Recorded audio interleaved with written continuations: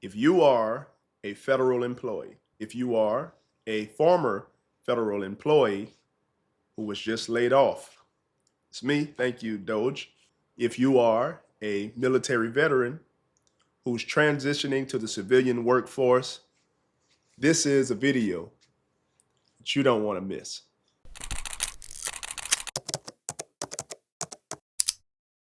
Well, hello, everyone. Welcome back to the Andrew Adventure.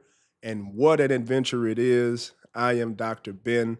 Today, I want to speak to those people who are in transition. That's right, transitioning from one place to another, transitioning from one career field to another career field.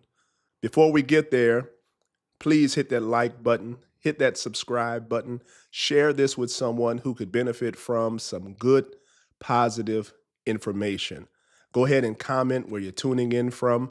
Comment some things to add on because people read the comments and you never know who you may help. You can use the comments to inspire somebody as well. All right, let's talk about this thing. All around the country, transition is happening. We have transitioned the leader of the country, that spot. Therefore, you will see changes for possibly the next few months, the next few years. And that's what we're dealing with. It's change. And anytime change becomes a thing, it gets uncomfortable for many people. No one can truly say that they've always accepted change because we have rejected change on many fronts. But the one thing that I know is we've learned how to live with it. We've learned how to cope. And if you are watching this video, you've survived some very critical changes. Federal employees, the government employees, veterans who are transitioning to the civilian workforce, even people who are watching and you just want to leave to go to another job. The culture may not be the culture that you need to thrive. Come here. Let's talk. Let's lay this foundation of the necessity of confidence. Confidence is something that cannot be absent from this transition. This transition it requires your confidence. Why? Because there's a measure of uncertainty, there's stress, there's different factors that play into you making it to that next level. But you have to have confidence to help you through this.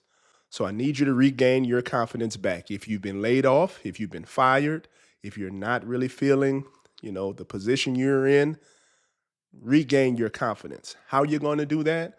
By positive affirmations. You have to wake up in the morning and realize that this is another chance. I want to give you 5 things to consider on your transition to another role. These 5 things are not the all-encompassing cheat code that it's not that. These things are for consideration.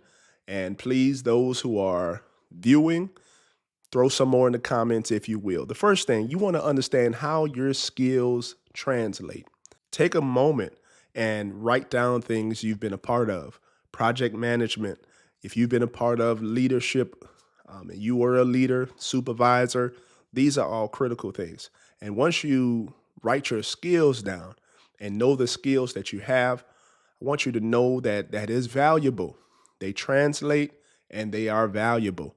Many times you may feel like you have to start from under the bottom because you are new in this new company or in this new field. That is not so. It is about translating. Next, tailoring your resume is key. Tailoring your resume to the job description. I'm not telling you to lie. I'm not telling you to copy the job description and paste it into your resume. I've seen some wild things in my time. There was once a guy who took the entire job description, he copied it, pasted it onto the resume, made the font very small, and colored the font white so that it would beat whatever system it would go into. It'll be a perfect match. You don't have to do all of that, but make sure that you are speaking to the requirements. Make sure that you are speaking experience and also speak with confidence. Your resume should be written in a way where it shows that you didn't just do the job, but you did well at the job. make sure some achievements are in there. The next thing, you want to leverage your network. Leverage your network. There is nothing like good networking. Now, this could be a challenge for some of us military veterans because we're coming from an entirely different world. And I find some similarity with that with federal government as well. Connect with some people who have connections within the civilian side. Use LinkedIn. If you do not have a LinkedIn profile, go and create a LinkedIn profile. What are you waiting for? If it's not updated, go and update your LinkedIn profile. That is a virtual resume. I tell people, they're recruiters, when your name is typed into Google, yeah, people do some things like that. Type your name in. When your LinkedIn profile comes up, that is an extension of you in a sense. All right. So leverage your network and you can grow your network on LinkedIn. You meet some professionals that are looking for jobs to be filled. You meet some professionals who are just watching, and it may just be a happen chance that they come across somebody with your talents, your skills, and abilities. That's an opportunity right there. Go and create your LinkedIn profile. If you need an example of a LinkedIn profile, go to LinkedIn, type in Dr. Ben Andrew. You'll see mine on there. I don't have a perfect LinkedIn profile, but I can say it's all right. Wait, commercial break. This is for all the military veterans out there and also your federal employees. Go through your resume and make sure all those acronyms are properly spelled out. The people you're applying to, they don't know what that stuff is. Come on. If you need help with your resume, email me at ebresumes@outlook.com. Back to the video. Next, you want to be ready for a different hiring process. Be ready for a different hiring process. Now, if you have been in one role for some time or in one company, one agency, one military branch for some time, the last time you've done an interview, it possibly was formatted in a way that that agency is used to. You want to practice different methods of interviewing. You want to also practice different approaches to answering questions. I will never forget the interview panel I had when I first started at the NASA facility down in New Orleans.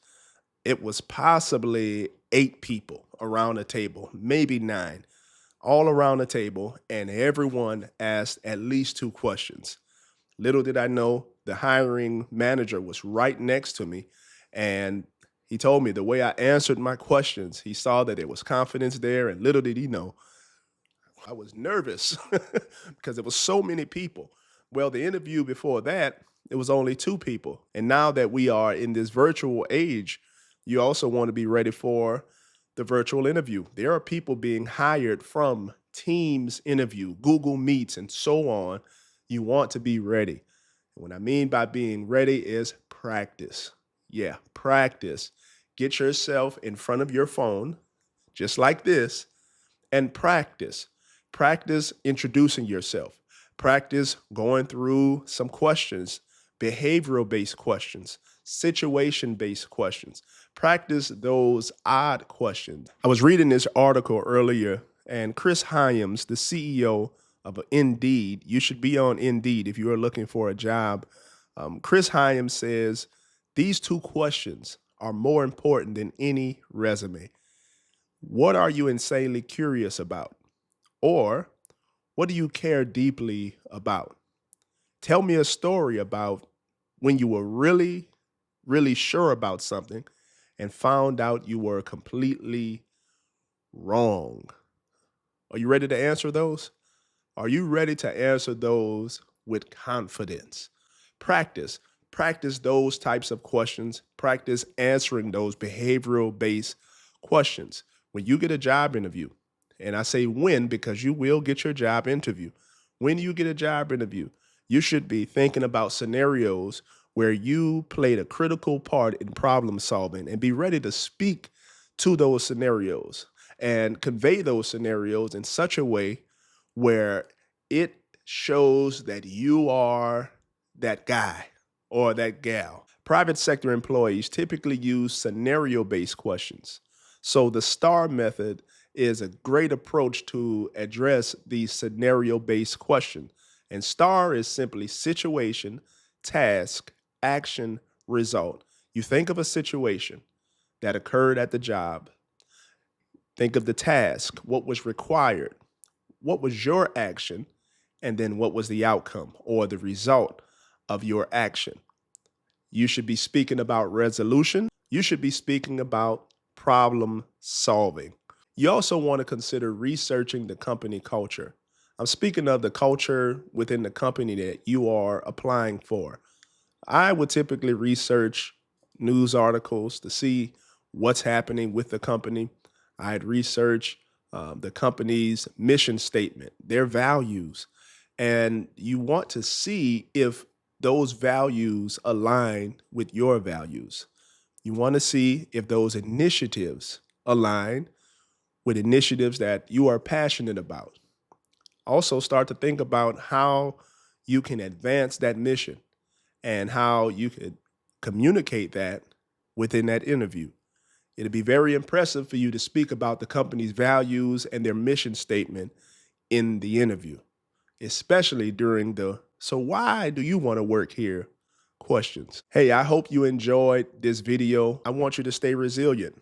I want you to stay focused, and I want you to stay confident. You're going to get through this. You're going to land the job that you desire to land. You're smart, you're intelligent, you're very capable. Thank you for watching. Subscribe so you can get the notifications when I put this positivity out there. We're being positive. You need this. We need this.